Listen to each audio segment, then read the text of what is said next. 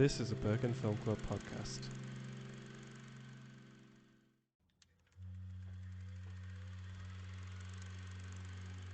Like an old movie removed from the frame, I am floating and looking for someone to blame. Won't you project me on the walls of your heart? I'm waiting for the real thing to start.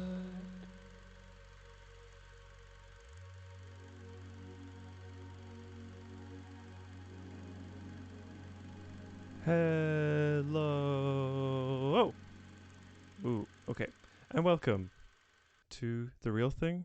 I am your host, Joe Lawrence, and I'm pumped and excited and ready for episode 11 of The Real Thing.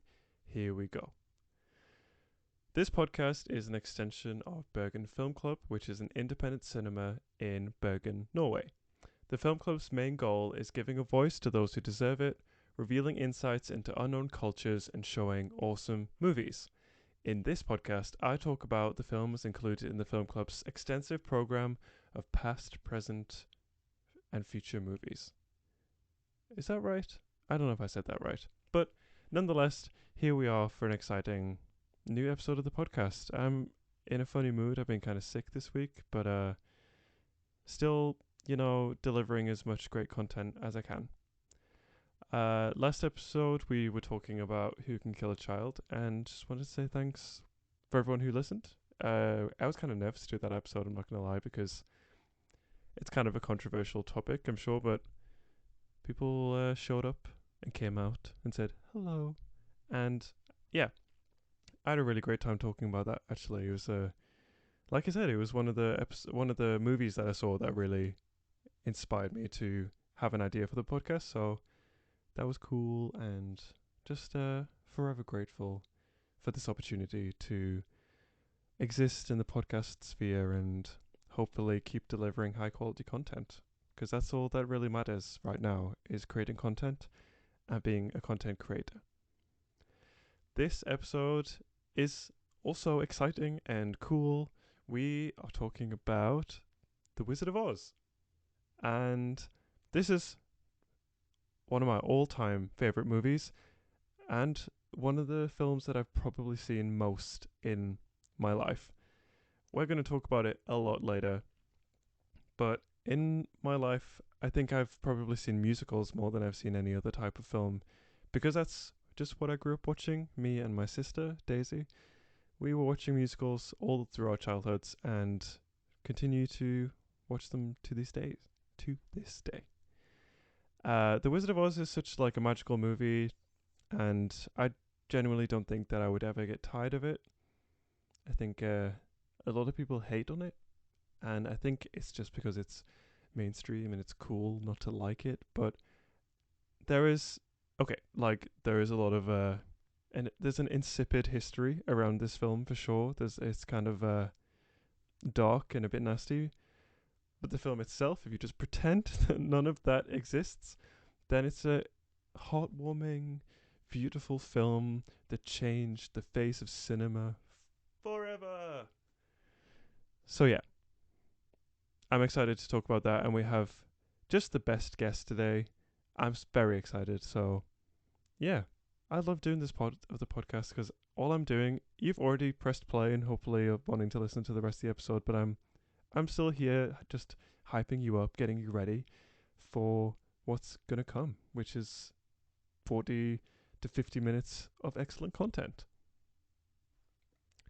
In Bergen Film Club news, I just want to push again that on May the 14th, we are showing A Human Position, directed by Anders Emblem, and he will be coming to do a Q&A after the film and present the film himself as the director of the movie, and that's going to be so awesome. So definitely, if you're in Bergen, you're available and want to come to that really cool screening, then definitely come. You can check out more details on the Bergen Film Club website, and I hope that people will come, because I think it's going to be, I know that it's going to be really cool. So I'm plugging that again because it's going to be cool, and we are incorporating that into the podcast in a couple of weeks, and that's going to be really exciting. So definitely check that out when the time comes. Similarly, our closing film this year is we are showing the incredible Metropolis, the silent film Metropolis. I've never seen it before, but it's just one of these like pillar of films, and it's going to be awesome. We are joined by the amazing Drone Henge, which is a local collective band who are going to be live scoring the film, jazz improvisation, amazing fun times. More details on that to come, but that's on June 2nd, so hope that people can check that out. Whilst you're also looking at the Ondas emblem, a human position on the website, why not check out if you're available on June 2nd for an amazing cinema experience. Once in a lifetime, you could even say. But let's start the podcast as we always do with some recommendations. So to begin with, it's kind of a announcement slash recommendation. I've talked about Wise John before on the podcast. He is the legendary artist who made all of the music for the podcast, and he also makes incredible music himself. His album A Wonderful World came out in 2021, and it's an album that I found myself coming back to again and again. It's great. He is a great instrumentalist, arranger, but his lyrics and his voice are beautiful. And I love Wise John. And this is not biased. I can understand how this could sound biased, but it's not. I'm a genuine fan of him, and it's very cool that we get to work together. So I guess I'm pushing that as a recommendation because I genuinely love his music. But in terms of an announcement, his new EP, the Mr. Love Sunset Show, is coming out on May 5th alongside his single Afterglow. So please go and show some support to him. I can promise that you will not be disappointed because he is very incredible and very cool, and the music is great. And all of the songs so far that we've heard from this EP are really cool, and just go show some support, and can't wait to see what Wise John does next. It's going to be awesome. So thanks to that dude. In terms of recommendations for other stuff, I'm still, listening to the same podcasts that I listen to all the time. My Favorite Murder, Last Podcast on the Left, Buried Bones, and Tenfold More Wicked, which has just finished its 8th season. So if you've heard me recommend them on previous episodes, I'm recommending them again because I love them and they keep me entertained for hours and hours and hours every week. But I don't know if this is a recommendation more so than an experience that I had this week. I watched Winnie the Pooh, Blood and Honey, which is a horror film about Winnie the Pooh. Essentially, the story is Christopher Robin leaves Winnie the Pooh behind when he goes to university, and then they start to starve, and then they have to commit some horrible atrocities, and they vowed never to speak ever again, and take upon themselves to just kill everyone, and like a vendetta against humanity, but specifically and especially Christopher Robin. It was so bad. It was so bad. And the dialogue, the acting, blah, blah, blah, terrible. However, we know that I am a big horror fan and I'm a big fan of gore and stuff. And that was great. I'm not going to lie, the kills were very unique and very special, as they often are in these very low budget movies. It's just a shame that the rest of it was terrible, because I think that it could have been actually quite cool, even though it's a horrible concept, because Winnie the Pooh is the loveliest thing ever. But it was, I liked it. Honestly, it was okay. It was okay. So it was an experience. I'm definitely glad that I watched it. So go check that out, I suppose. Lastly, I don't know if this is a lame recommendation, but I have returned to my comfort show that has just brought me so much peace and joy over the years. I'm watching How I Met Your Mother again. Probably the sixth or seventh time that I've seen it. But I just love it. It's like, it's dated, kind of, because there's a lot of jokes at the expense of women and gay people. But if you just pretend that it's not there, then it's funny. It's like, it's difficult to view these shows that were very of their time through our modern lens, and I know that better than anyone to understand that. But it's comforting and it's good and it's like has so many lovely moments, and I think it's genuinely poignant at certain times. So yeah, that's another recommendation if you need like a comforting short like shortish episode long series to just put on in the background while you just like fester, then How I Met Your Mother is definitely the show for that. But those have been my recommendations for the week. A little eclectic as always, but here we are. But let's jump into the main part of the episode. Today, we are talking about The Wizard of Oz from 1939.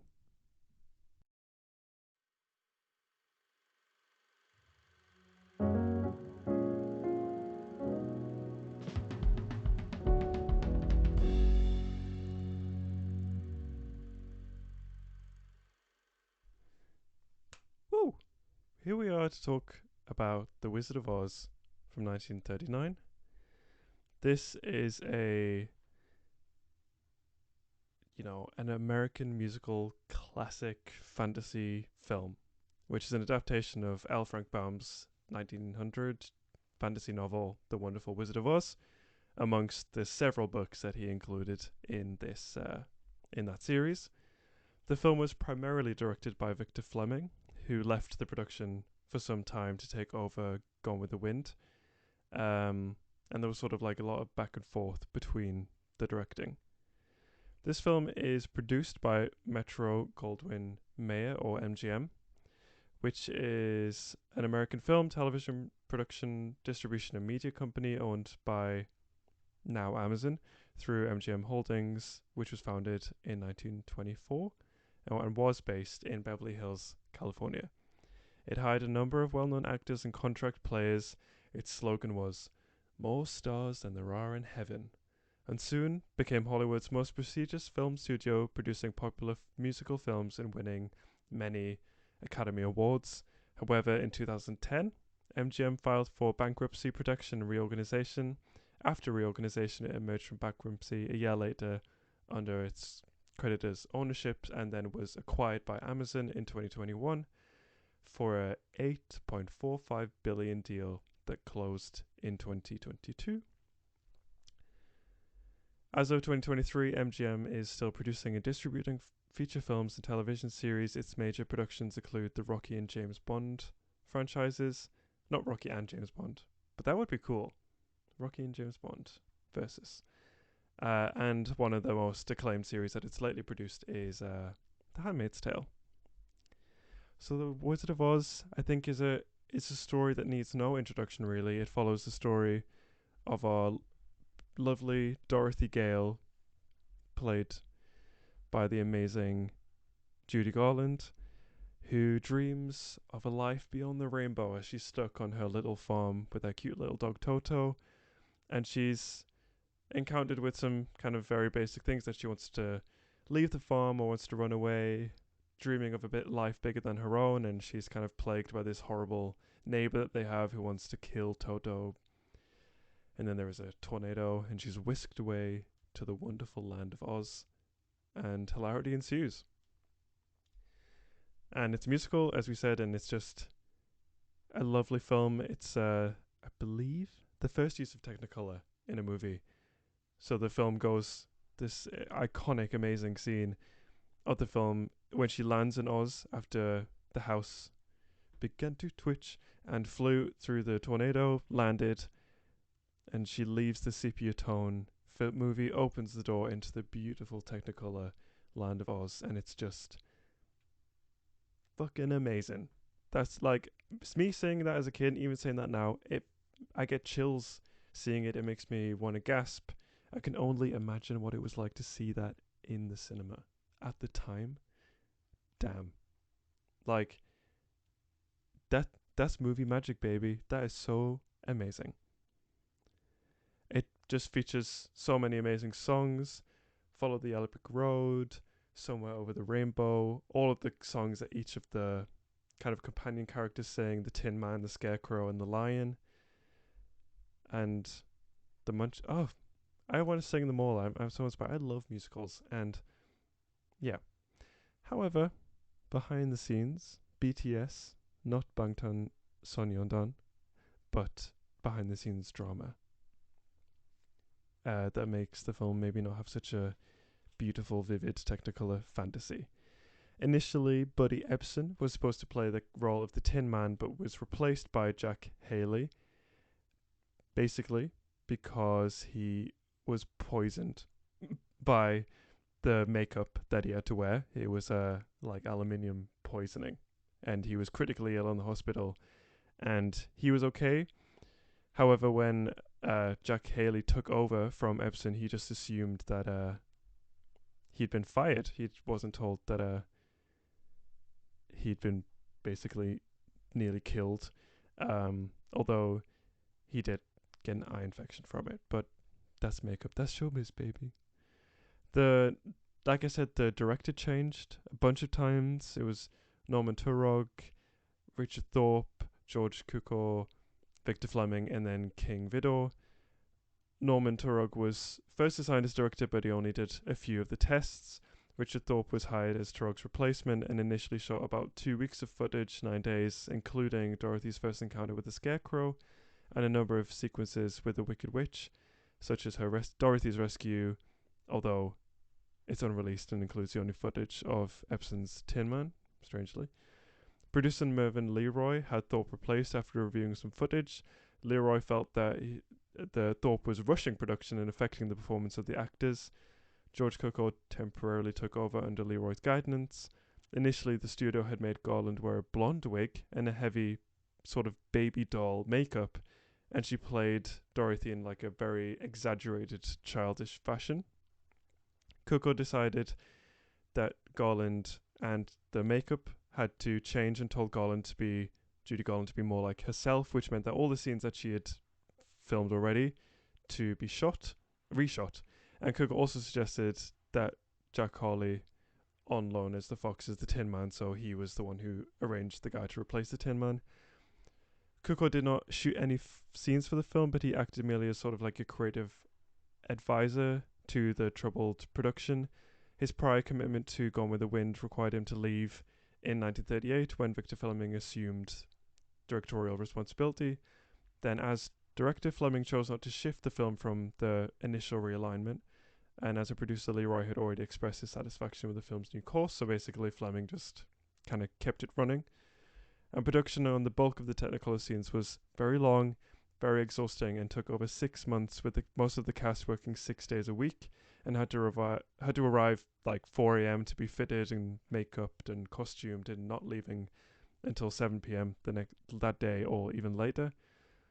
And if you've seen the film, a lot of the people are wearing very heavy, furry costumes, and it was very hot, allegedly, on set. So that must have sucked. A very famous scene, and shout out to my mum, Jill Lawrence, mother of the podcast, for telling me all about this scene. When the Wicked Witch initially appears, she then disappears from Munchkinland, and she disappears in a plume of smoke and fire. But practically this was done by lowering her into the ground. And the first take went well, but on the second take, the burst of fire came too soon and basically set fire to this poor actress's face paint, the green face paint, and she got third-degree burns on her hands and face. 3 months of recuperation before coming back to work, and like the makeup had to be removed using acetone because it was toxic, and yeah, like just a lot of bad stuff. And there was a whole series of abuse allegations towards the poor Judy Garland, which we're all too familiar with. That they went to huge extreme lengths to change her appearance, including binding down her chest, giving her Benzedrine tablets to keep her weight down, along with uppers and downers to that basically keep her peppy and then power her down when they needed her to. And the whole sort of there was a lot of like abuse on set from the other actors to Judy Garland, and that the director Victor Fleming actually slapped her during the introduction scene of the Cowardly Lion because Judy couldn't stop laughing at it because it was funny. When the scene was done, Fleming, reportedly very ashamed of himself, ordered the crew to punch him in the face, and Judy Garland kissed him instead. Claims have been made in memoirs that the frequently drunk actors portraying the Munchkins propositioned her and pinched her and grabbed her and groped her. And there's also a whole thing about them like just causing absolute mayhem, the actors who played the Munchkins, in the hotel that they were staying in.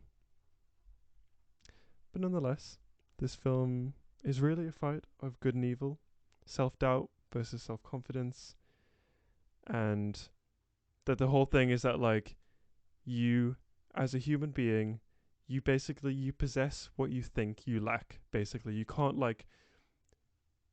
go out and like get courage. You can't go out and get smart. Well, you can't, but you can't.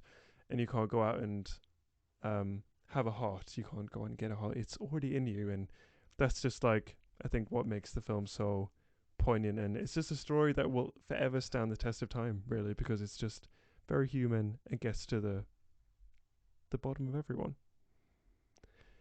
Now, I have the absolute pleasure of welcoming my own sister on the podcast, because who else better to talk about growing up watching musicals with than the person who I grew up watching musicals with? Daisy is my hero. She's my friend. She's my enemy, but she's not my enemy. She's my best friend. And I'm very excited to have her on the podcast to talk all about this. She loves musicals, and I love her. So here is the interview with the legendary Daisy Allen Lawrence. Yeah. Hi everyone, it's Mia Goth. Just wanted to say thank you so much for listening to this podcast. Sorry I couldn't be here, but Daisy's in my place. I love The Wizard of Oz, but I hate Harry Potter. Okay, bye. That was really good. Did it sound like her? Yeah. Hi, Daisy. Hi, Joe. How are you? I'm really well, thank you. How are you? I'm all right. Okay. I'm really excited to have you on the podcast, actually. I'm really honoured to be here. Do you listen? That's a good way to start. Do you listen to the podcast as a supportive sister? I've listened to one episode. Really? The one on the craft. Oh yeah, okay. And I actually enjoyed it. You actually enjoyed it? Well, I was doing uni work alongside it, so whether I was fully concentrating on it, I don't know, but it was good. That's nice to know. Yeah, I haven't listened to any other ones though, so. Well, you've officially listened to one more episode than our father has listened to, so. Anyway, so we've established that you don't listen to the podcast, but thanks for coming on anyway. I'll listen to this episode because it's got a really funny girl in it, but apart from that, no. Yeah, that's okay. Yeah. So today I've brought you on to talk about The Wizard of Oz. Oh my god, no way, I didn't know that. Yeah. And I guess I'll just start with how I start with everyone, is to ask them why did they like this movie. Well, I'm a big musical theatre fan, as you know, as my fans will know, all the people listening right now. And it's just one of them classic ones, really. It's pretty amazing. It's black and white, and then it's in colour, and It is. that just blows my mind every time. Yep. The music's good, the set's amazing. It's just a classic. Yeah, I was saying like like in my introduction to this, that I think this is one of the films that you and me have probably seen the most out of any film. I feel like I've seen it so many times. Really? Yeah. I feel like I've seen it like a good 5 times. No. No, come on. We've seen it. Joe, we have watched Puss in Boots more than we've seen this film. Yeah. Yeah, but still, it's like we've still seen it many times. But we've seen Puss in Boots so many times because it got Got stuck stuck in in. it got the DVD got stuck in my television, and then I just watched it every single night for about 3 months. Well, we just had no other option, but it's a good film. So It was a good option. yeah, I just want to put out there now that yes, I say film. Oh yeah. Yeah, and Joe will say movie. I'm like changing between the two all the time. No, okay. So if you hear me say film, that is the correct way of pronouncing film. Oh. Oh, film. Film. Film. Yeah. I got told it was Scottish yesterday, and I was like, I'm not from Oh really? Scotland. So Really? yeah. All Anyway. right. Well, that's another reason why I've got Daisy on the podcast so she can just berate me for the way that I speak the entire Yeah, episode. because Joe does American accents now that he's not in England. I went to international school, Daisy. No, you didn't. You went to a school in the Northeast. Yeah, but I go to international school now. What's your favorite song from The Wizard of Oz? Oh, that is a good question. I really like, I've already forgotten what it's called. Which one? When they're in Oz, the wonderful, when they like do our makeup and change our dress, and there's a horse of a different color, but all the horses are different sizes. Oh yeah. Yeah. Oh, what is that one? I literally can't remember. I No, just I outed know the myself. tune. Sing Brush, it. brush here, brush, brush there. Bush bush That's here, bush how we bush spent the there. day Do, away in the do, do, wonderful, do. wonderful land of Oz. So we wish the day away in the wonderful. That's not the words. I don't know. I don't know. That's a good one though. Yeah, that is good because That one that's is like a that one's my favorite song, even though I can't remember the name of it, the tune, or the words. but that's like a really cool scene because it's like a lot like you see all the different sets and stuff and it's Yeah, like moving a lot. It's good yeah, directing. yeah. And the inside of the Emerald City is like crazy. Yeah, green. It's Everyone's wearing yeah, like crazy clothes. yeah. It feels very modern for such an old film. Yeah, It's like quite a uh, futuristic set for sure. for Did you know? sure. Did you know that the director of this film also directed Gone with the Wind? No, but I can see parallels now. I love Gone with the Wind. Can we talk about Gone with the Wind? Yeah, what parallels do you see between The Wizard of Oz and Gone with the Wind? The They're slavery? both old. Mm-hmm. They both have female leads, True. and the sets are very similar. It's like such a widescape, and then obviously like they like paint the backdrop because I like that. They should bring I that love back. that. Yeah, it's so Yeah, fun. like optical illusion. Yeah. But speaking of kind of the painting sets, I remember that you were talking to me about like the in the The Tin Man. background of one of Oh. the you can see a it said that you can see Oh, like a okay. So yeah, apparently that isn't true. it's not true, but Um, you can tell it anyway. yeah, yeah. So basically, when they're in the scary forest, when they meet the cowardly lion, Mm-hmm. it is supposed that you can see one of the munchkins. I don't know if I can say this. Yeah, Um, hanging from a tree, yeah, as in, Ed. yeah. Yeah. But apparently it's not true. It could be. Maybe they're just trying to hide it even more. But yeah. To be It's fair, I think I probably not saw that true. on TikTok, so it's probably not true. But yeah, it's like it has a really crazy, which I feel like I was like saying this in the intro that is you just sort of like because the film is so lovely and Yeah, it has such a nice story and everything, and the acting is so sweet that you just want to like pretend that none none of of the that bad stuff exists. happened. That all that horrible Yeah. stuff to Judy Garland, you're like, haha, anyway, Anyway, oh, Dorothy. Dorothy's so cute. It's not like it started Judy Garland off on the downward spiral of her entire life.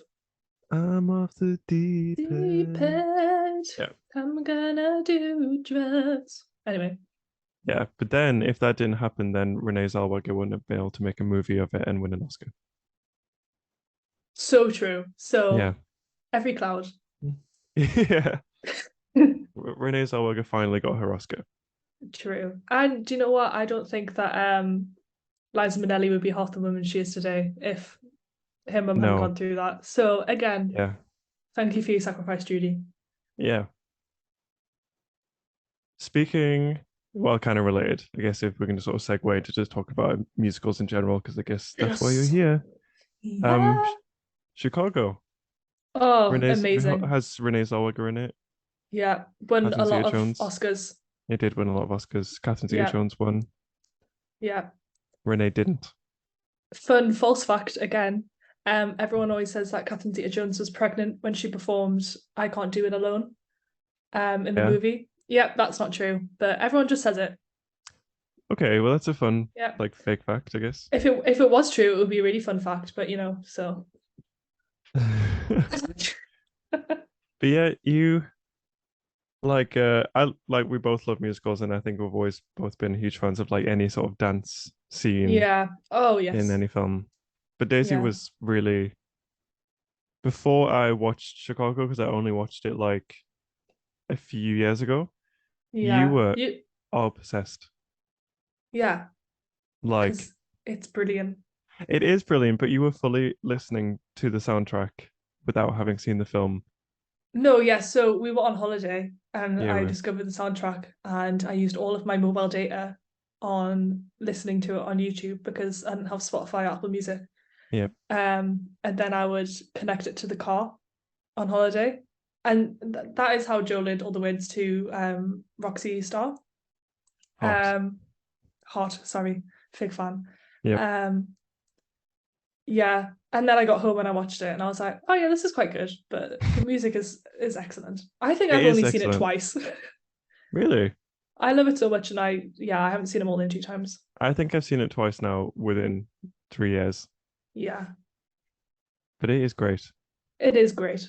But it's one of these like recent musicals that I think just sort Yeah, of like reinforce how good musical is as a genre if it's like done well. yeah. I think you obviously need a high budget to do a musical well because you need all the costume, the set, the choreographers, Hmm. and if there's not more than like 10 people doing a dance scene, then there's no point doing it. Do you know what I mean? Yep. Yeah. La La Land. Oh, excellent. Saw it 3 times in cinema. Me too. I Watched didn't it know once that. at home. Yeah, I didn't know that. yeah. I watched it once at home and I haven't watched it since because it breaks my heart. Me and you saw it in the cinema. Yeah, Yeah, we did. That was yeah, like we the did. last time that I went because Oh, if I remember correctly, it's because you were supposed to go with your friends and then they was cancelled. I? Yeah, Oh my God, Joe, I don't remember that. Why would you bring that up? Oh my yeah, God, yeah. I just remember that you were supposed to that's go with your so friends and you didn't. sad. And Why are you then telling people that? yeah, but then you went with me and we had a great time. Yeah, we did have a good time. There was like no one in the cinema. We sat right at the back. I I remember. lay down. It was lovely. Yeah, but Yeah. I love La La Land.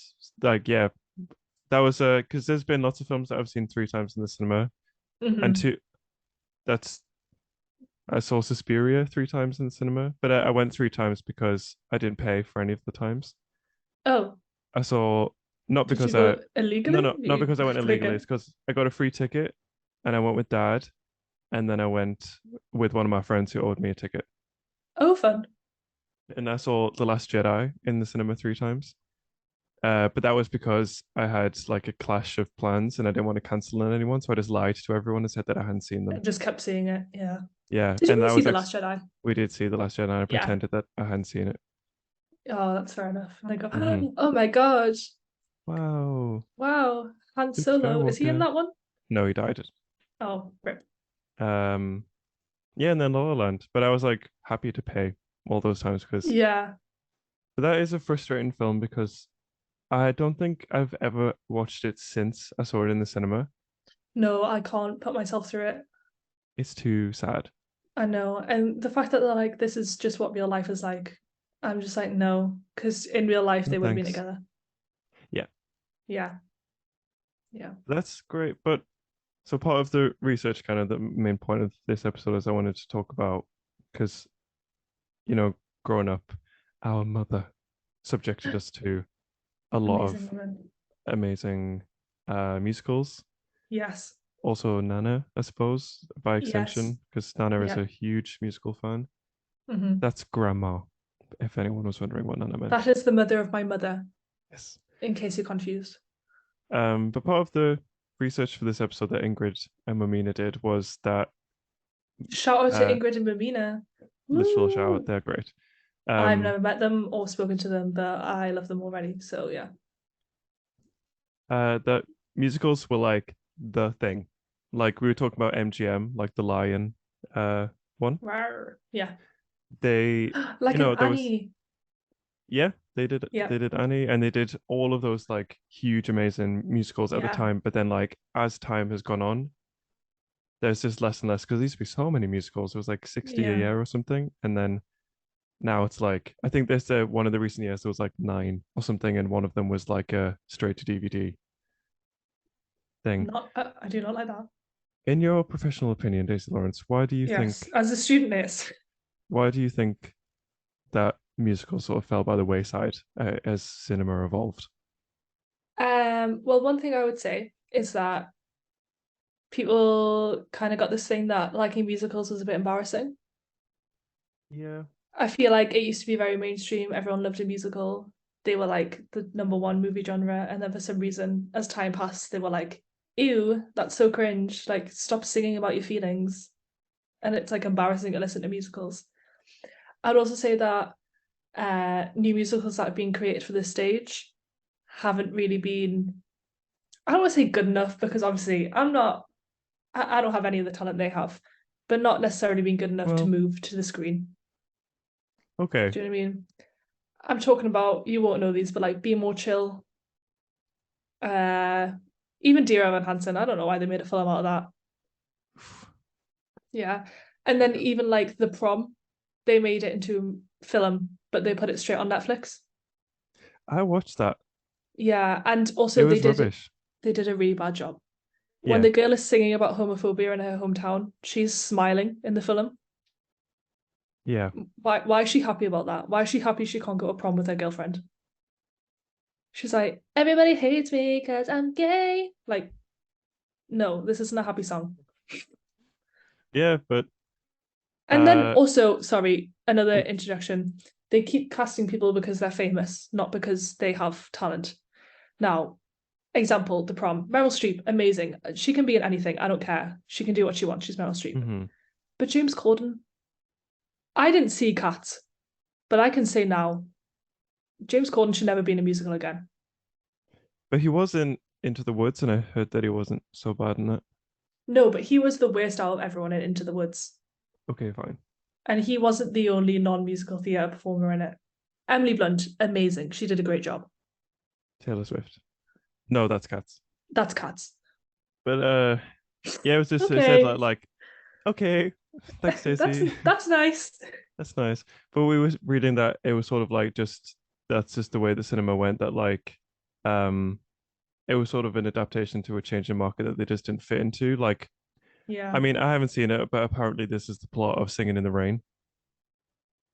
I've seen Singing in the Rain. That like he can't adapt to the new style of film, so he just does musicals or something. No, no. They do silent movies and then Talking Pictures came Oh, out yeah. and they have to change it. But then the woman That who is in all of the silent movies because she's so pretty has a horrible voice. okay. So they have to dub over this wee little mousy girl who's never been on the big screen, and she does the voiceovers for the pretty woman who has a horrible voice. That is such a cool story. Yeah, it's really good. I should see it. But Oh my god, and then there's a bit, it's really good. She's singing in the rain in front of the audience, and then the mousy girl's behind the curtain singing it for her yeah, because she has a horrible voice, and then they open the curtains and she's like, yeah. just like Rebecca Ferguson in The Great Showman. Yes, very true. Yeah. Don't cast Um people in musicals if they can't sing. I'm just saying it now, okay? yeah, because that's just what you were saying, that like they're just doing it for like the clout of like, oh, look at this celebrity is in this movie, but then it's like not Yeah. the singing voice is different. Like High School Musical 1. We don't talk about that. Why? That's Musical is the in the name. They're all singing. What do you mean? Okay, we're gonna get to High No, School Musical. Wait, we're gonna get to High okay, School sorry, Musical. sorry. I'm just very passionate about this subject. But like, it just said that like, as it evolved, like as cinema evolved, people kind of got more excited with the more exciting storylines and Yeah, better visual effects and blah blah blah. And yeah, it just wasn't yeah. contemporary anymore. And but then, even though it wasn't like a whole bulk of musicals all the time, then I think then in that period, whilst they were sort of on the decline, we got Hmm. some of their best musicals. Name some. I will tell you. Evita. Okay, this is when Andrew Lloyd Webber was like, guys, okay, you don't like musicals anymore. Let me change the scene. Let me make the I'm good. best musical ever. Let me write Joseph. Let me write Phantom of the Opera. Let me write Evita. Mm-hmm. These are all musicals, but with a very pop-like score. So pop-like that the like soundtracks would often be in the top 40 charts on the radio. He somehow managed to make musicals cool again and make normal people listen to them. Normal people? That was kind of mean. I mean, non-musical theatre Losers. fans. Losers. Losers? Yeah. Lamos? Les Mis. Lamos is so good. I don't like it. It's I don't like Les Mis Joe, because you it's haven't too. even seen it properly.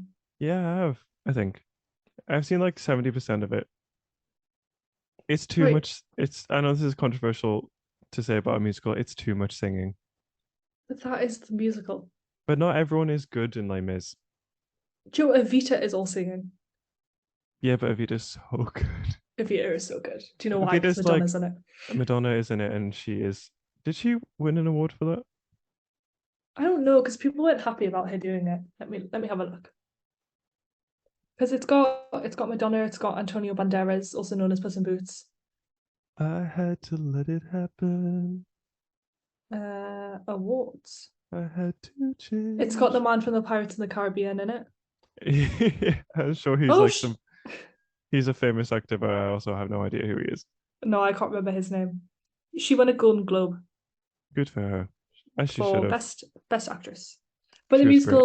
the musical community weren't very happy because she changed a lot of the keys for the songs to make them a bit easier to sing.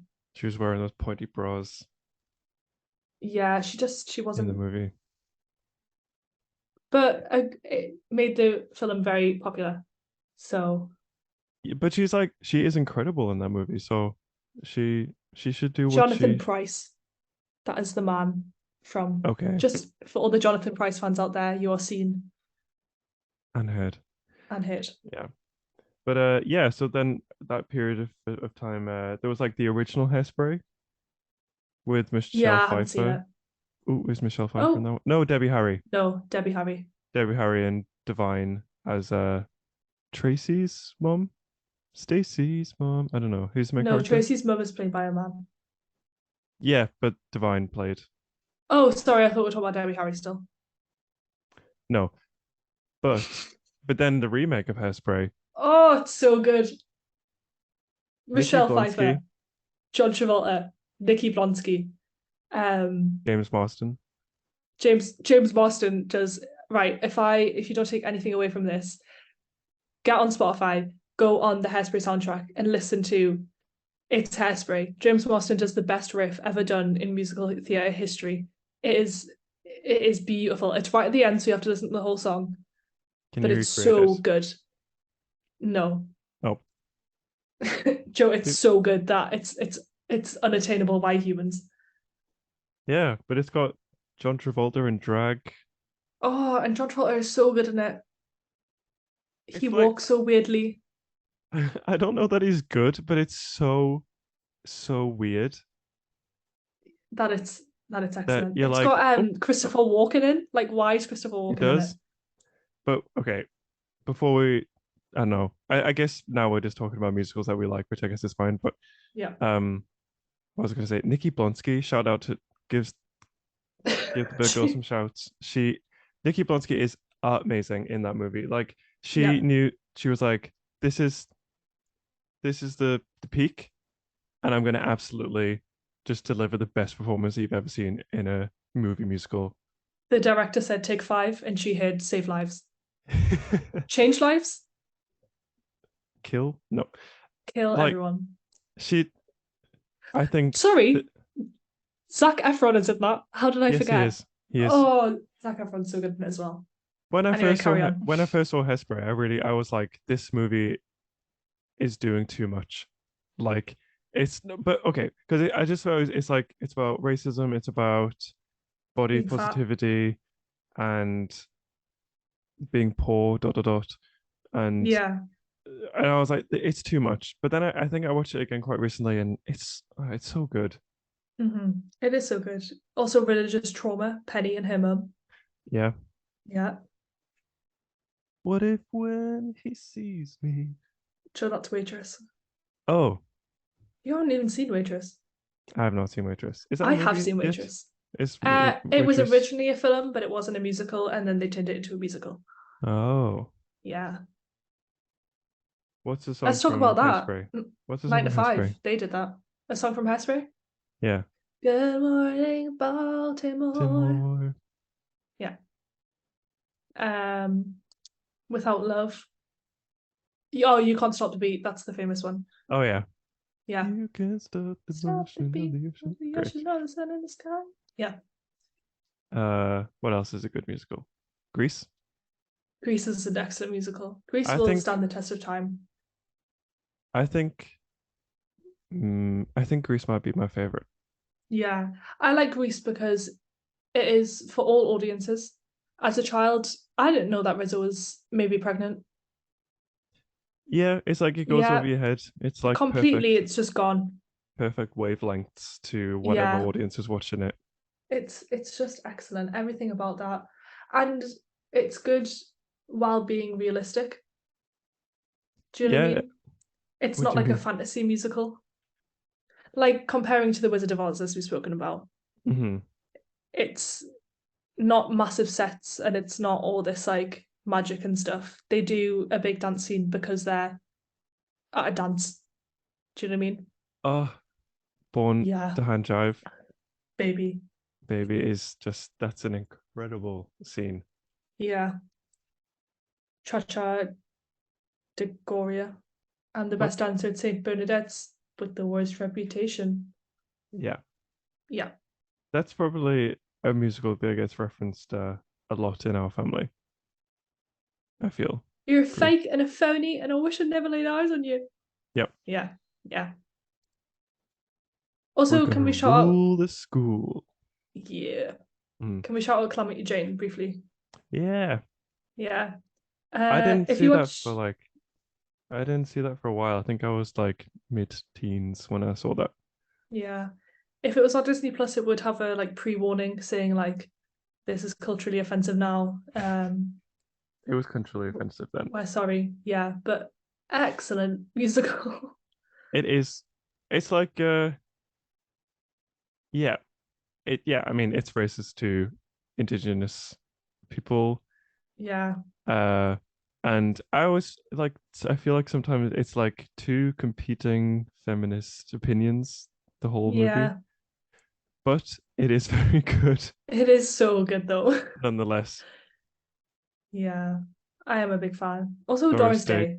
Doris Day turns the Partina in everything that she's Yeah, in. there's nothing she can't do. Rest in peace, Doris Day. What is it about musicals that you like so much? Is it just the singing and the dancing, or is it something more than Um, that? I just think there's something about singing and dancing that really moves a person, Yeah, especially when you see it like a musical on the stage.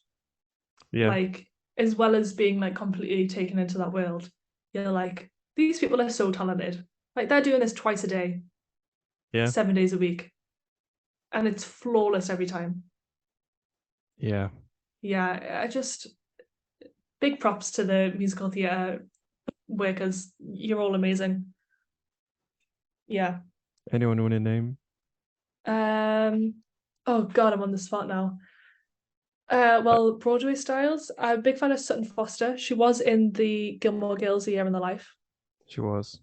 She was. If that floats your boat. She's a very talented lady. She can sing, she can dance, she can act. She is what you would call a triple threat. Yeah, I'm not going to shout anyone else out because I'm a bit scared that I will leave someone out and then annoy myself. Okay, that's fine. Let's think of another musical to briefly talk about. Well, I recently saw Moulin Rouge Yeah, in London Town. Sorry, that was really bad. yeah. I imagine that it was good on the stage because I It was so. hated the movie. Joe, the movie is so good. No, I've previously If said on this podcast that I hate, but yeah, I really don't like Baz Luhrmann's directing. maybe Baz Luhrmann doesn't like you though. Do you ever think about that? Well, that's okay. Mutual respect. There is no mutual Disrespect. respect there if you're both Mutual saying you don't like each disrespect. other. Mutual disrespect. I believe that I do somewhat agree with you because it is a bit the film's a bit all over the place, and I don't know why Ewan McGregor's in it. I'm sorry. I don't like He's just him, like he's just a like he's he's good when he's good and he's bad when he's bad. That's and like in that he's really bad. it's confusing. He confuses me because like Big Fish, for example, Oh, excellent. film that me and you love very Uh, much. Big Fish is actually a musical, just so you know. Yeah, that's true. Yeah, yeah, Um, he's great in that. he is. But Gives a then great again, it's just performance. an excellent film. It is an excellent film. No one in that is bad. True. Danny DeVito is in it. Love Danny Helena DeVito. Bonham Carter plays three characters. Yeah, Miley Cyrus is in it. is she? Yeah, at the beginning. Like when they're going into the house in the beginning of the film, uh she's like part of the group that are going into the witch's house, and then when uh George or whatever he's called. What's he called? Season's Death. Huh? Huh? The main character in Big Fish, what's he called? I have no idea. I haven't seen it in a long time. Edward. Edward Bloom. Edward Bloom. Yeah, before he's like, I'm gonna go in, then she goes, Edward, don't. And that's her only That's line. Miley Cyrus. Mm-hmm. Did not know that. Also a great singer performer. It's okay. This conversation has been absolutely wild. It's been like Yeah. 2 second conversations. So I think there's like uh people musicals sort of fell off the wagon, right? Yeah. But Disney was like, okay, we have a market here, like animated Yeah. musicals. We do it well, people like it, and this was in like the 50s to the 2010s. But then obviously Disney was like, okay, we have this monopoly on this, and then they started to produce a lot of like straight to TV musicals, Mhm. and a lot of these were sort of like Cinderella 2, Mulan Oh 2, God, I and haven't seen any of those films. me neither. Although I am interested in seeing the Mulan one because it sounds fun. Yeah, and also Pocahontas too. She's like in England, and I'm like, do you not remember what happened? Like, don't make a film out of that. You're making it like they're making it worse than already Yeah. than already lying about the true story of Pocahontas. Then they're like, Anyway, and then she went to England and she was really happy, and like nothing bad happened to her. yeah, in that one I think John Smith dies, and then she gets like What? a new boyfriend called like John something, Smith John or something in England. John Smythe. Literally, I literally think that his name is the same. The Pocahontas is very good. Dot, dot, dot. Pocahontas is very good. Colors of the Wind. I don't know if that won an award, but it should I think retroactively. it might have. It was on a musical radio station the other day, and I was like, yeah, this is a good It's musical so song. good. Uh, yes, but then a new wave of musicals came kind of in between 2000 and 2010 Mhm. through the style of Disney Channel produced media, and Yes, that's Camp Rock. excellent. Something else that I'm Actually, forgetting. I've never seen Camp Rock. Me Sorry. neither. Don't care. Sorry. Jonas Brothers. I don't care. Yeah, that's fair Demi enough. Demi Lovato. Anyway, but Yeah. then we got the absolute gift of High School Musical 1, 2, and 3. Oh my God. Let's I talk just about it. don't think anything has ever topped it. I like I have no words. it's just like it's silly how good it is. Yeah, it's stupid how good it is. I would argue that each one is better than the last. So I Yeah. find Oh my one God, quite yeah. boring. I don't really remember any of the songs from the first one, but like, I mean, whoever wrote the songs for those films, just like give them something, a gift, an award, Yeah, money, something. it, Like it should have won the an Oscar. Let's be this honest. the second film starting with Fabulous. Amazing. Who wrote You that? ask any person like our age, and they will sing the entire thing for you because it's so good. I just it's again like the writer was heard cut and Yeah, made just the best song. Like I just remember listening to that and being like, what is this? Like you're watching this, it's a teenager kind of yeah. semi low budget movie. Like this first one did great, so the second one is a bit more money, but then like Bet on It, Oh, Fabulous, so good. Also, Trisha Paytas's version of Bet on It, even better. Yeah, but then High School The Musical Gift. 3. High School Musical My 3 is unironically, I think that if I was made to make like a top 10 musicals, yeah, I would probably have that as like number 8 or 9, honestly, out of like all yeah. my favorite musicals. It is so good. It's It offensively good. there is not one bad song in that And movie. like the production and the set design and the character design and the performance of all the characters. I know. And do you know what, the development of them as actors from the first one to the last one? Yeah, they really Incredible. perfected the roles. And what's the actress Oh, who plays Sharpay called? Ashley Tisdale. Ashley Tisdale is just, she does it all. She really does it all. She sings, she She does dances, it she all. acts. She wants it all and she does it all. I want it all. I wanted you to know that I Did you want it. want it? So yeah, this is a fun fact I was saying before you interrupted me because you didn't want me to talk about High School Musical too soon. Oh yeah. So in the first one, Zac Efron does not sing at all. Yeah. It's all dubbed Oh, by someone breaking else. free. And oh my god, I've forgotten her name. Who plays Gabriella? Gabriella. I don't know who Vanessa cares. Vanessa Hudgens. Hudgens. Vanessa Hudgens sings some of it, but then when things get too hard, they dubbed her. But she has a But she has a odd wonderful voice. voice. Oh. She's been in musicals, Joe. She was in Hairspray Live. She played Rizzo. Yeah, it's like It's squeaky. it's like a development of a voice. You hear that like now she's very good, but Yeah. because she was in Tick Tick Boom, which I didn't see, but She was in Tick Tick Boom. She was good in that. and she's a good singer, but I feel like she has a it's nasally, very It nasally. is nasally. It's quite childlike, in my opinion.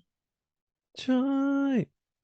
I know I can Can Anyway, hardly so breathe. then the second and the Oh. third film, they let them sing. And just as they should And have been, they should have yes, let the the whole girls do what time. they should have did. It's so yeah. It's so good. Okay. And then from there, Zac Efron went to do Hairspray, The Greatest He did. Showman. This is the greatest show, except it's not because I don't like that movie. Oh, Mum loves that film. She does love it. Yeah. Shout out, Mum. Shout out to Ginny Willy. She's so fun. Yeah.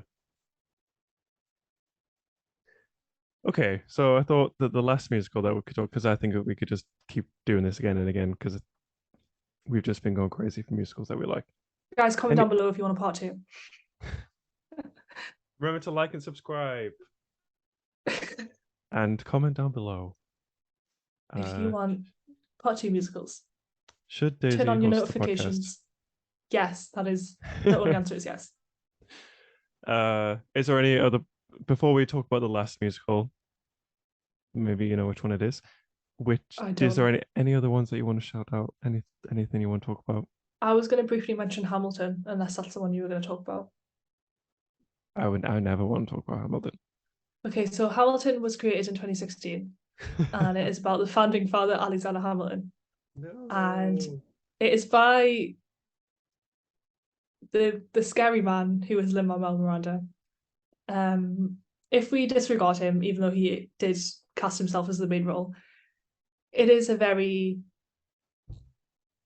I would say it changed the face of musicals. It is a rap hip hop musical. Which, when you first hear that, okay, Joe, you can't roll your eyes because you have not seen it. Okay, I have seen it and I don't like it. right? Have you seen it on stage though? No, probably Then won't like it shut then. up. Anyway, it's so good. You would think it would be terrible, which is what my mum thought when I told her I wanted to go see it. And then we saw it, and she cried the entire second act. And then as we were leaving, the actors were standing at the door taking donations to charity, and she grabbed the arm of one of the actors, tears rolling down her face, and said, "Thank you so much." That's how much the Wow. musical had an impact on her. Wow. It is so good. And also, fun fact, they don't cast white people in the musical. Well, yeah. Like it's exclusive for I don't know how POC. to say this without being POC, people of color. Yes, it's exclusive for them, which I think is lovely for a musical about the American founding fathers, because obviously that time very whitewashed on Yeah. purpose, because bad things going on then. Yeah. And Except I think they Jonathan just Groff. except Jonathan Groff because he plays the King of England Yeah. and spits everywhere. Lost in the Can wood. I just tell you right now that the day What? I found out that Jonathan Groff was gay, I cried. Like actual tears. And this was quite recently. I would say it was about 2 years ago. The day that I found out that Jonathan Groff was not married to Leah Michelle, I was surprised and shocked. Do you like the conspiracy theory that he's actually the father of her baby? Yeah. Yeah, I believe it's true. I'm gonna have to have you back on because I feel like we need to talk about Glee. Oh, yeah, we But do. but I'm afraid that We don't have time for it now. we don't have time for it because we have barely talked about the Wizard of Oz, but that's fine. That's it. There's not much to talk about. There's It's munchkins just and witches. it's just good. It's just Mm-hmm. good. Like, Just what more do watch you it. want? You'll enjoy it. It's a Yeah. good Sunday film. It's a Sunday Yeah. afternoon film. Yeah. Like Oliver. Oh, We didn't even talk about love, Oliver. love Oliver. Shout out to Oliver! Oliver. Exclamation point. Yeah. And it has an intermission in the film. I love that. It is so Yeah. long though. It is long. It is. It needs the intermission. The intermission is like 3 seconds long in the film, but you can pause it and go do your thing, get some ice cream as you Bullseye. would in the theatre. Bullseye. Bullseye. She will go, Fagin. She won't go, Fagin. Anyway. I don't know who plays Nancy in that film. I have to find out if Bergen Film Club have ever shown Oliver because I need to talk about it. Yeah, you have to show Oliver. It's a fine life. It's a fine life. Love. Okay. I was actually in Oliver in school. Yeah. Just to put out there. And I did Who sing did a you play? solo. So I played a character called Mrs. Bedouin, who looked after Oliver when he lived with the rich man. Oh yeah. And after the intermission, I sang the first verse of Where Is Love to Oliver as he woke up. Would you like to recreate it right now? Where is love? Okay. Thank you. So, Wizard of Oz, huge impact, blah blah blah. It is Yes. I briefly mentioned that it's based on like an extensive series of books, Yes. which is just lots of different stories. It's which I think a lot of people don't know. It's kind of like Alice in Wonderland in that way that it's just Yes. like, oh, Dorothy is back in Oz. Oops. Like, Oh no, another bad thing happened in Oz, and now Dorothy has to go and fix it. one of the ones that I read is called Glinda of Oz, and Dorothy ends up back there because she just walks too far into a field, gets lost, and then she is just back there. So Oh. I think I've read 3 or 4 of them, and they're good, and they're not very long as well. I know all of our Mhm. attention spans are dead right now, Yeah. TikTok. but from the huge impact of The Wizard of Oh. Oz came probably the most famous musical, maybe, Yes. of I would all argue yes. of our time. Wicked. No one mourns the wicked. Yeah. Never seen it. And he loves it. No, Yeah. Wicked is amazing. I think that my only discrepancy with Wicked is that you know how you have Disney adults? Yeah. I would say there are musical theatre adults who are obsessed with Wicked, and it's unhealthy. People Yeah. who see Wicked don't just see Wicked once. You see it over and over again. And I'm going to say that because me and my mum did that. We like saw it multiple times. I actually saw Wicked on Broadway. Wow. Yeah. Well, 100% I out there. saw the original cast of Matilda the musical on Broadway, and Yeah, I but didn't like it. Because I hate children in musicals. But Whoopi Goldberg was in it. Goldberg was in it. Who? Whoopi Goldberg. Oh, sorry, I thought you said Rufus Goldberg. You want to kiss my butt? I don't know what you're referencing. Ghost? I've only seen Ghost once. I signed the wrong name. Ghost, another musical. Oh, yeah. Yeah. See, it's all just like coming together. Yeah. Yeah. Okay. Anyway, but Wicked. is a prequel, I guess, an invented prequel to The Wizard of Oz. Yeah, it doesn't really line up very well, but no, it is. It's more of a prequel to the books, I would say, than the musical, The Wizard of Oz. Yeah. I actually have the novel Wicked, and I haven't read it. So is it official? yes, Oh. I think the musical is based on the book. Really? Or the other way around. Either way. I don't think it was a book. I have a book of it. Yeah, but it's like when like oh, what am I saying? Like Star Wars has books. You know what I mean? Defying gravity. So the book came out in 1995. So okay, so it's not.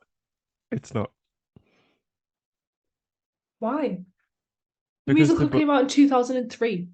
Yeah, but it's based off the book. Oh, I'm confusing myself. I was like saying original books as in like the ones that were written in No. 1900s. Wicked the novel. Okay. Yeah. So anyway, synopsis. So it's a fan fiction. No. Okay. Wicked follows the life of Elphaba, who is the Wicked Witch of the West. She's born green, so straight away she's an outsider, obviously. She's actually born green because her mum has an affair. Anyway, that's a whole different story. She has a sister, not with Shrek. Okay. She has a sister who ends up being the Wicked Witch of the East. At this point, they're just young schoolgirls. They go to a boarding school. She meets her roommate, who turns out to be Garlinda, also known as Glinda.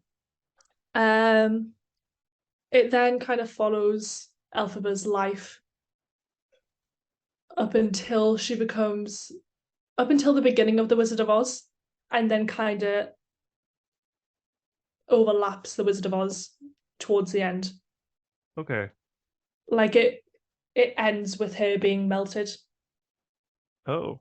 Yeah. That's like part 2. No. Okay. Like it ends where The Wizard of Oz ends, but you don't see like Dorothy or anything. Do you know what I mean? Oh, okay. Yeah. Yeah. Kristen Chenoweth. Kristen Chenoweth and Idina Menzel. Yes. And probably the best musical recording ever.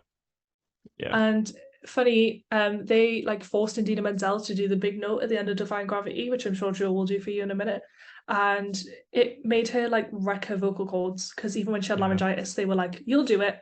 So if you go on YouTube and you search like Defying Gravity riff through the years of Idina Menzel, you can like hear her slowly like get worse and worse because her voice is just wrecked from doing it. Now over to Joe to demonstrate the note I'm talking about. Ooh, whoa. Down. Yeah. So obviously if Joe did that like twice a day for like months on end, he would be fine because he has a beautiful buttery voice, but it wrecked Idina Menzel. I think I do it every day, honestly. Just I do it a lot, yeah. I'm just walking around the house like, whoa. Can I just add that it is a lot higher and a lot harder to do? Yeah. I don't hear it as high.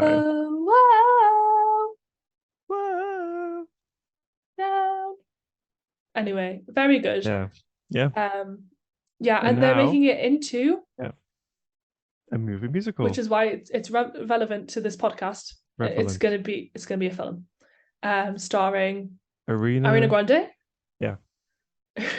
Arena Ganindi, Yeah. and Cynthia. Kristen Chenoweth. Kristen Chenoweth is not in the film. Oh, she should be. Uh, Wait, what was? What's her name? I just said her name and I've already forgotten it. Cynthia Erivo. Cynthia Erivo. Yeah. Cynthia Erivo is playing Elphaba Jonathan and Bailey. Kristen Jonathan Chenoweth. Bailey from Michelle Bridgerton. Yeoh. Michelle Yeoh. Yeah. Yeah, What? Oh, wait. I'm gonna try and show you a picture. She plays like because they recently just showed what her costume looked like. Is she playing Mrs. What's her name? Madame Morible. Madame. Yeah, she's one of the teachers. But people were saying that her costume looks like a final boss in a video game. Nice. But that she still looks good. But she's a good singer. Is she? I've never heard her sing. Mm-hmm. Well, Ariana Grande, there's a lot of negative chatter around her being Glinda because they were like, you can't have a pop star be Glinda because she's gonna be like, let us be. Yeah. Wizard of Oz. Anyway, but we often forget that Ariana Grande used to be in musicals when she was younger. Joe, he's pulled his sleeves down over his hands. Yeah. She was in a musical called 13 when she was 13. Mm. So she can sing, and she is quite a good soprano. And she was in Victorious. And she was so I think she's more than qualified. However, yes, we lost on our collective favorite actress, Amanda Seyfried. Yeah, could have been Glinda, and I like Ariana Grande will be amazing because she's an amazing vocalist. Yes, but Amanda Seyfried, you can't say you don't like Les Mis.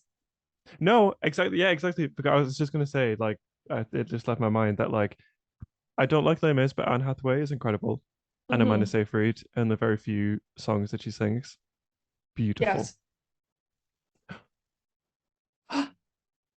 Mamma Mia. Oh, what? There's so. Oh, we have to stop. Can't just. We'll do another one on Mamma Mia. It's fine. Oh God. Anyway, Wicked the film. It's going to be in 2 parts, which has been. I don't think it's been taken very well by the general public. I think that it doesn't need to be. But no. It comes out does it come out this year? I don't know. It's going to be in Act 1 and Act 2, but it's going to be 2 separate films that are going to be released very far apart. I don't know why. Maybe, but they're doing a really good job. I saw some like secret photos and the set looks amazing. Shh, don't tell anyone. They planted like I think it was like 9,000 tulips to make a field instead of using CGI. So I think it's gonna look amazing. Yeah, but I don't know. Did it need to be a film? No, because I remember talking to you about this like ages ago. That I said that like I will probably never get to see it on stage. Yeah. I wish it was a film, and then you said to me that it didn't work. It doesn't work. It don't work like that. It don't work as a film. It's just sometimes I just think keep a musical on the stage. It doesn't need to be a film. Like Matilda. Although I do kind of want to watch it. No, don't. I won't. The original Matilda, though. So good. Yeah. I might put that in my recommendations, actually. Matilda. This week. Yeah, I didn't talk about it, but I will. Can I put in a recommendation just for Harry Styles? Okay. Yeah, thank you. Anything specific about Harry Styles? No, just Harry. Because I already talked about not liking Don't Worry Darling. I like Don't Worry Darling. I didn't like My Policeman, but I like Don't Worry Darling. It was. But I'm not a film geek, so. Well, I don't think I'm a film geek either. I just thought it was like You don't really have a it podcast about films. yeah, but it made me geek. This podcast is for everyone. Oh. I felt like Don't Worry Darling was like, here's the plot twist, and then it was like 2 seconds later. But this is the plot twist. Remember the plot twist that happened? Do you remember? Should we explain it again? I was like, okay. Yeah, but I'm not really like 100% in the brain, so that was quite helpful for me. And there was too many musics. Oh, I love the soundtrack. It was like just like song. It was too much. Give me a break. And Harry Styles should have sang more in it. Darling, I'm with you all the time. That's Florence Pugh singing. Yeah. Can we just talk about Florence Pugh for a second? Shall we just close on how I look like Emma Watson? And I look like Mia Goth. Yeah, okay. Well, thank you. Thanks for being on, Daisy.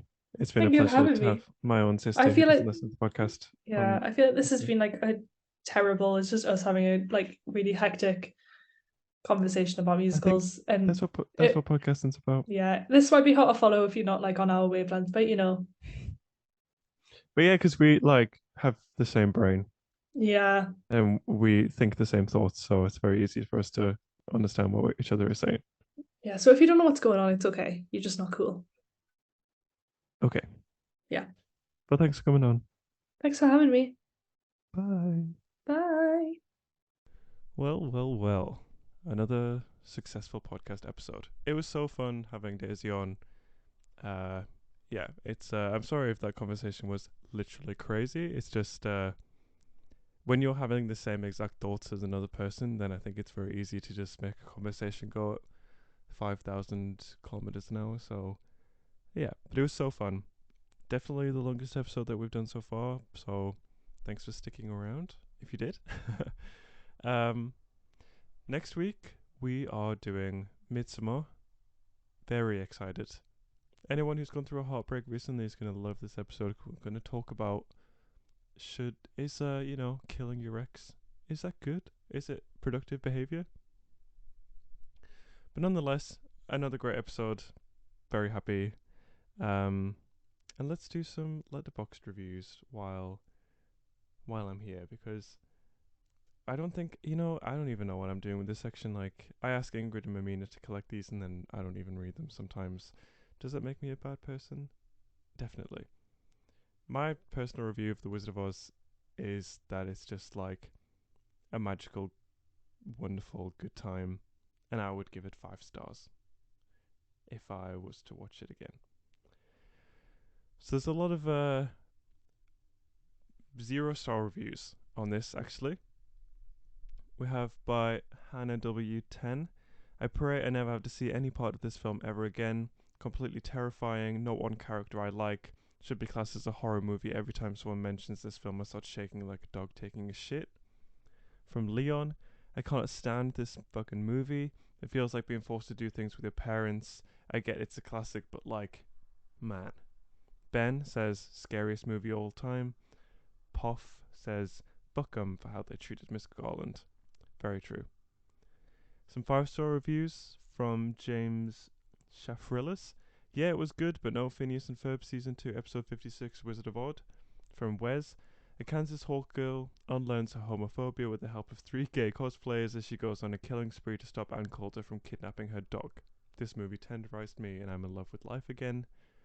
From Tony. Yes, my crush on the Scarecrow remains unhinged and unchanged, and I'm still ashamed of it to this day. And from Feet Dante from DMC series, Glinda is fucking savage. Well, that's that. Thank you so much for listening. I'll catch you next week, I hope. This has been The Real Thing. I'm Joel Lawrence. Thank you very much for listening, and goodbye.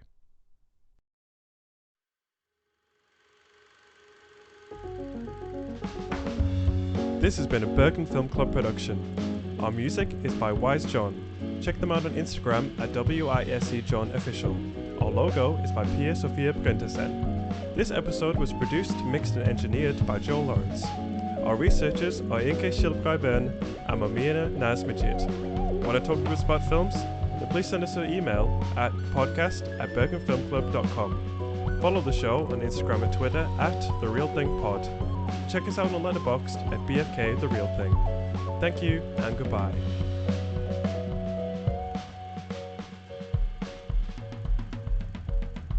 Listen, follow, leave us a review on Spotify, Apple Podcasts, Amazon Podcasts, or wherever it is that you get your podcasts.